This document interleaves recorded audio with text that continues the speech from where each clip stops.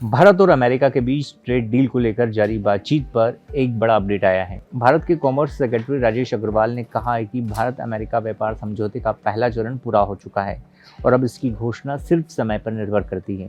उन्होंने कहा, हम पिछले कुछ महीनों से अमेरिकी टीम के साथ इस ट्रेड डील पर लगातार चर्चा कर रहे हैं और मुझे लगता है कि मैं बस इतना कह सकता हूँ कि हम इस समझौते के करीब पहुँच गए हैं। हमने ज़्यादातर मुद्दों को सुलझाने की कोशिश की है।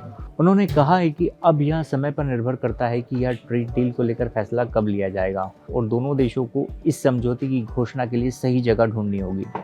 कॉमर्स सेक्रेटरी राजेश अग्रवाल ने कहा है कि हम बहुत आशावादी हैं और उम्मीद करते हैं कि हमें इस कैलेंडर ईयर में कोई समाधान मिल जाएगा। हालांकि राजेश अग्रवाल ने कहा है कि किसी भी व्यापार वार्ता के लिए कोई अंतिम समय सीमा नहीं हो सकती, क्योंकि अगर किसी एक साझेदार के मन में उलझन है तो ट्रेड डील उस समय सीमा तक नहीं पूरी हो पाएगी।